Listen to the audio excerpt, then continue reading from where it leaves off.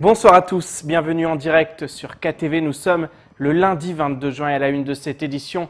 L'enquête pour le meurtre d'un homme de 59 ans dans le quartier d'Ourani à Chiconi vient de prendre un nouveau tournant. En effet, le coupable présumé s'est rendu à la gendarmerie pour avouer son crime. Son mobile, il s'en serait pris à la victime à coups de parpaing parce que celui-ci refusait de lui donner de l'alcool qui était en sa possession. Ce week-end, le collectif des citoyens de Mayotte a rendu hommage à la victime.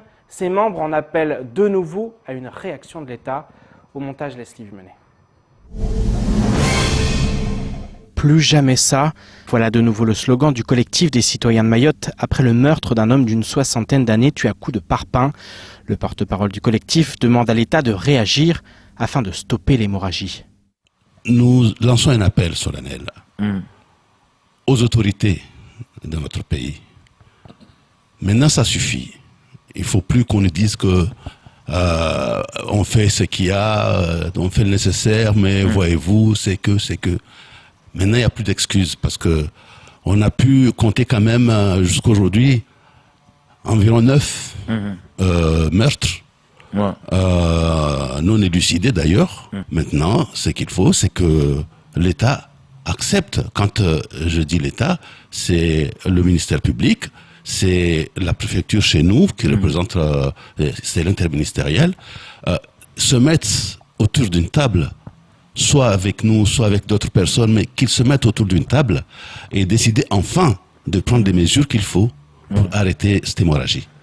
L'individu présumé coupable, âgé de 18 ans et originaire de Moroni aux Comores, a été immédiatement placé en garde à vue par les militaires.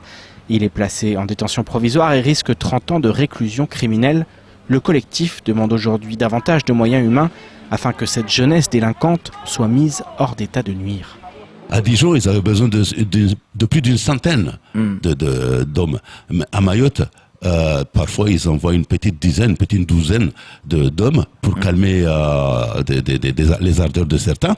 Ben ici, avec une vingtaine de CRS, je suis sûr et certain, avec la rapidité égale à ce qui s'est passé à Dijon, tout de suite l'affaire est réglée. Parce qu'en fait, ici, même si on appelle ça des voyous, ce sont des petits voyous, mais qui se calment très vite quand ils sentent que l'affaire est sérieuse. Mais quand on va leur montrer que oui, vous êtes forts, vous avez les possibilités de nous emmerder, allez cailler sur nous, ils gagnent quelque chose. Si la sécurité est une mission régalienne de l'État, les communes ont également un rôle à jouer. À l'heure du second tour, le collectif porte un regard très critique sur la politique locale. Pour que on puisse dire ceci à un maire ou à un conseiller, il faut déjà qu'on puisse l'avoir en face. Combien de fois on a essayé de rencontrer les élus? Combien de fois, à un moment donné, ils disaient... pas présents? Jamais. Jamais. Pour eux, nous sommes des brutes, nous sommes trop vulgaires, nous sommes tout ce qu'il y a de mal pour eux. Donc c'est pas bien de parler avec nous. Il y en a qui le disent clairement. Moi, je ne parlerai pas avec vous parce que vous nous insultez, parce que vous nous maltraitez, mais c'est normal qu'on vous maltraite, monsieur les maires. C'est normal parce que nous souffrons et vous êtes là. En attendant les dividendes, vous les prenez. C'est présent le jour où vous devrez toucher votre chèque. Alors, pourquoi vous êtes payé? C'est pour faire un travail, mais aujourd'hui, le travail n'est pas fait. Il ne se fait pas. C'est normal qu'on se mette en colère. Maires, conseillers départementaux, représentants de l'État, collectifs, policiers, gendarmes. Aujourd'hui, tout le monde paraît impuissant face à une violence qui n'admet plus de limites sur une île où l'on tue pour un téléphone portable ou quelques gorgées d'alcool. Et ce matin, nous recevions le maire de Chiconi sur notre plateau, commune où s'est produit le drame. Ce dernier qualifié pour le second tour et compte bien l'emporter. Pour ce faire, il entend mettre les moyens dans le domaine de la sécurité. Néanmoins, pas question de tout bouleverser. Il compte notamment améliorer l'existant en recrutant un chef de la police municipale. Je vous propose de l'écouter lors de la matinale de Kwesi. C'est un défi pour tout Mayotte. En ce qui me concerne, comme j'ai eu l'occasion de le répéter, j'ai une vision assez pragmatique des choses par rapport à la façon dont la commune doit être gérée. Il faut dire que je ne partage pas systématiquement la vision que l'équipe que je conduis actuellement. De là est arrivée cette scission.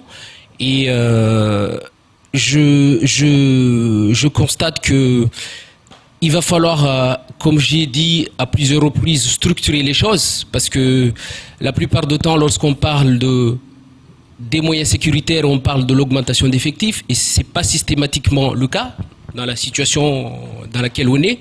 Donc, je suis plutôt dans la structuration on va dire des moyens, la structuration de la PM, la structuration de la collaboration avec la gendarmerie, avec la population. C'est de cette manière qu'on pourra endiguer le phénomène de délinquance et de violence en premier lieu, puisque à nos stades, on a des moyens limités. Il faut savoir que l'État a aussi sa part du travail qu'elle doit assumer. Samedi, le MEDEF Mayotte a publié un communiqué de presse pour faire part de son mécontentement en lien avec la prolongation de l'état d'urgence à Mayotte ainsi qu'en Guyane jusqu'au 10 octobre. Une prolongation jugée inutile localement au regard de la baisse du nombre de cas journaliers. Pour le syndicat du patronat, la comparaison avec la Guyane n'a pas lieu d'être. Paul Arthur Avit a pu s'entretenir avec Carla Baltus, la présidente du MEDEF Mayotte. Reportage. La prolongation de l'état d'urgence jusqu'au 10 octobre n'est pas la bienvenue sur l'île aux parfums. En effet, la crise du Covid a impacté beaucoup d'entreprises mahoraises et la relance économique sera très dure à remettre en place, notamment pour les entreprises qui ont dû se séparer de nombreux collaborateurs et avec l'augmentation du prix du fret. Une situation qui inquiète Carla Baltus. Beaucoup de départements, pour ne pas dire tous, sont passés au vert. Et quand on regarde les critères, pour nous, Mayotte devrait être au vert depuis un moment, comme tous les autres départements. Nous étions en rouge, nous sommes passés en orange et nous aurions dû être au vert.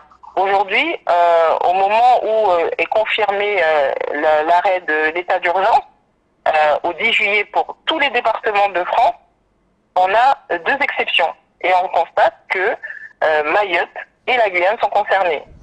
Malheureusement, selon les parlementaires, la situation de Mayotte serait comparable à celle de Guyane, ce qui n'est pas le cas. En Guyane, on a une situation qui est totalement qui est catastrophique et qui est totalement inverse à celle de Mayotte. Les chiffres de hier étaient de 278 cas en 24 heures. Donc on est à plus de 200 cas en moyenne depuis 3-4 jours. Alors qu'à Mayotte, on voit bien les chiffres tendent vers une fin de l'épidémie comme au national. Donc on ne comprend pas et on s'inquiète fortement. Des chiffres jamais atteints sur Mayotte et qui ont tendance à diminuer avec le temps. En effet, les chiffres d'aujourd'hui font état de 11 cas positifs en plus sur l'île aux parfums. Ce communiqué du MEDEF, s'il fait écho, permettra peut-être de faire reculer la date de fin de l'état d'urgence sur Mayotte. Et l'information du jour, c'est bien sûr la réouverture de l'aéroport. Le MEDEF a donc été en partie entendu. Et place maintenant au reste de l'actualité locale, avec notamment le référencement des entreprises qui commercialisent du matériel de protection ou encore l'ouverture d'une option musique au lycée de Mamoudzou Nord. Au montage, Leslie Vubenet.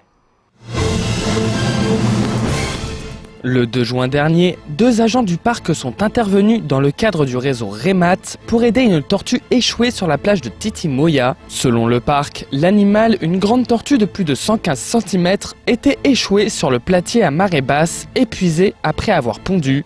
Un particulier a appelé l'association Oulanga Nanyamba qui a transmis le signalement. En attendant l'arrivée des agents sur site, le particulier a été autorisé à hydrater la tortue en lui versant de l'eau sur la tête et sur la carapace tout en restant à distance. La tortue, alors stimulée, a pu recommencer à avancer un peu. Les agents du parc ont ensuite pris le relais pendant 1 heure en continuant à hydrater et en l'aidant à rejoindre la mer, indique la PNM. Alors que certains continuent le massacre, d'autres sont quotidiennement à pied d'œuvre pour venir au secours de cette espèce protégée. Aux 4 coins du pays, la solidarité s'est montrée à la hauteur du défi sanitaire qui s'est présenté. À Mayotte, plusieurs entreprises ont ainsi fait de dons à l'ARS. Le collectif des citoyens de Mayotte et des partenaires ont quant à eux offert du matériel au personnel de santé travaillant en libéral. De son côté, la CCI a lancé une vaste campagne pour référencer les entreprises qui commercialisent du matériel de protection, gel hydroalcoolique, gants, masques, blouses. Sur la page Facebook de la Chambre d'industrie et de commerce de Mayotte, un appel a été lancé pour que le référencement se poursuive et s'intensifie. Pour les entreprises concernées, il est possible de remplir un formulaire afin d'être référencé parmi les professionnels en capacité de fournir du matériel de protection aux professionnels de santé. Une manière de se faire connaître et de faire tourner l'économie locale en évitant que ce matériel soit systématiquement importé. À compter de la rentrée scolaire 2020, le lycée Mamoudzou Nord va proposer l'enseignement optionnel de musique en classe de seconde, de première et de terminale générale et technologique. L'ouverture culturelle apportée par cet enseignement optionnel repose sur la pratique individuelle et collective de la musique, la rencontre de musiques diverses, la rencontre avec des artistes et des professionnels de la musique, la participation à des concerts et à des spectacles ou encore la découverte des métiers de la musique. Cet enseignement optionnel s'adresse à tous les élèves motivés, chanteurs, chanteuses ou instrumentistes qui souhaitent approfondir leur pratique musicale avec d'autres et de se forger une culture musicale. Il n'y a pas de niveau musical prérequis. Cet enseignement optionnel s'articule autour de 2 champs de questionnement. D'abord, la place de la musique et de ses pratiques dans la société contemporaine. Ensuite, la diversité des esthétiques, des langages et des techniques de la création musicale dans le temps et dans l'espace. Et on poursuit avec de la musique. À Mayotte, la fête de la musique s'est déroulée hier sur les réseaux sociaux. En métropole, l'insouciance et l'envie de se retrouver l'ont emporté sur la prudence. À Paris, comme à Lyon, le port du masque a été rarement respecté. Et la dispersion des rassemblements de plus de 10 personnes non autorisées a abouti à des affrontements entre policiers et jeunes. Face à l'augmentation du taux de circulation du virus en Occitanie, Auvergne, Rhône-Alpes et Normandie, les médecins appellent à la plus grande prudence. Regardons plutôt ce sujet réalisé par nos confrères de TF1. Pour les forces de l'ordre, la tâche est difficile. Disperser les rassemblements de plus de 10 personnes non autorisées aboutit très vite à des affrontements. Durant cette fête de la musique, c'est même mission impossible. Il s'agit pourtant de faire respecter les règles de l'état d'urgence. Ce rassemblement, par exemple, était autorisé à condition de faire porter des masques aux participants. L'insouciance, l'envie de faire la fête, l'ont emporté sur la prudence.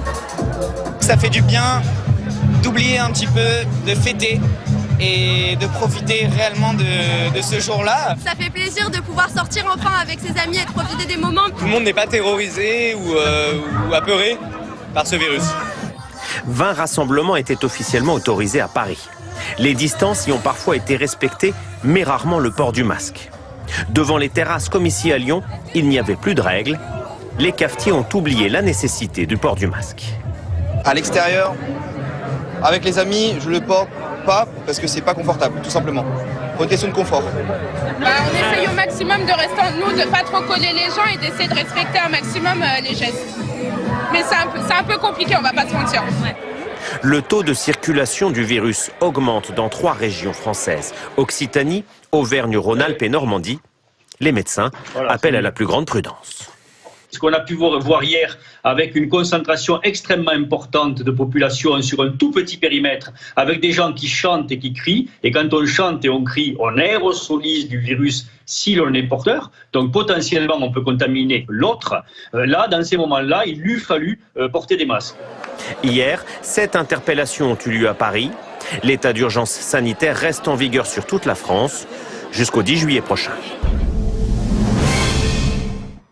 Et place maintenant à l'invité de la rédaction. Ce soir, nous accueillons Anne-Constance Onguena, la présentatrice de l'émission L'heure politique diffusée sur Kwezi. Anne-Constance, bonsoir. Bonsoir Pierre. Ravi de vous retrouver sur ce plateau. Forcément, on va parler de politique. C'est le grand soir. Vendredi, il y a une première émission, 2 débats sur le second tour des élections municipales. Vous avez reçu des candidats à Ouangani, les 2 candidats qui s'opposent. Ce soir, on continue avec 3 émissions. Et on commence par Tsingoni. Alors, quel est un peu le paysage politique à l'issue du premier tour des élections municipales dans cette commune? Beaucoup de confusion à Tsingoni entre les LR et le MDM qui se mélangent un peu sur toutes les listes. Donc, je pense que les trois candidats qui sont là auront déjà comme première perspective à donner leur vision un peu des alliances et des fusions qu'ils ont constituées en vue de ce second tour. Et puis il y a des problématiques à Tsingoni. Tingoni. Il y a l'insécurité, la problématique du logement. Il y a là aussi le développement économique qui est souhaité par les trois candidats. Mais en même temps, comment on fait du développement économique quand on est cambriolé, hein, je pense à la station Total. Moins d'1 an d'installation, déjà 3 cambriolages. Après, il y a la question des finances, à la fois l'état des finances de la commune, comment on développe quand les moyens sont limités. Et puis après, il y a la pression fiscale, comment on aménage avec une pression fiscale qui est parmi les plus élevées du département. Donc voilà un peu le panorama pour Tingoni. Avec effectivement cet enjeu, on le disait, ces alliances, c'était vraiment finalement la grande énigme après le premier tour. Est-ce qu'on allait réussir à s'allier? On pense là notamment au MDM. Finalement, c'est compliqué, on le voit dans certaines communes. C'est compliqué dans toutes les communes, les alliances entre les candidats du MDM investis par le clan Abdallah et investis par le clan Bin Ali. J'ai quasiment fini de préparer tous les débats.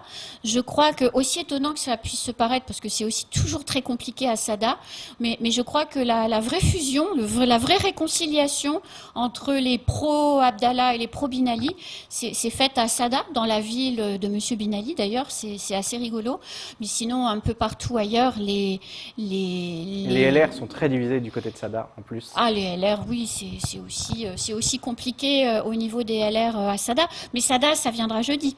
Effectivement, on parlera jeudi. Ce soir, on va parler d'Aqua, oui. Également, commune du Nord.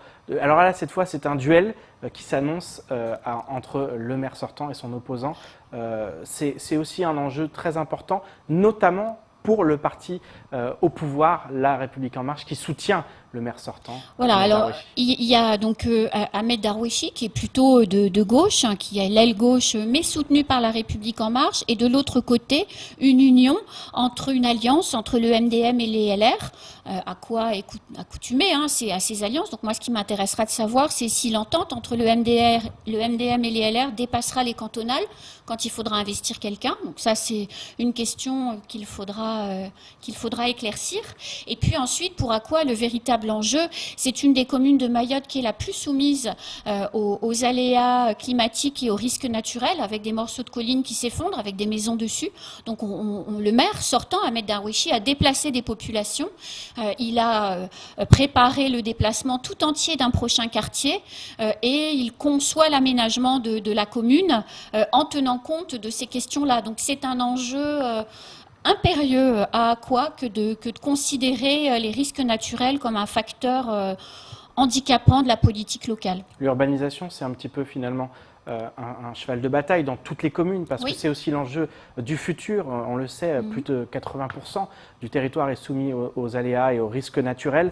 Ça, c'est un véritable enjeu, plus dans ces communes-là, où il va falloir tout repenser, l'urbanisation, et aussi les normes pour faire face justement à ces éventuels aléas, les séismes notamment.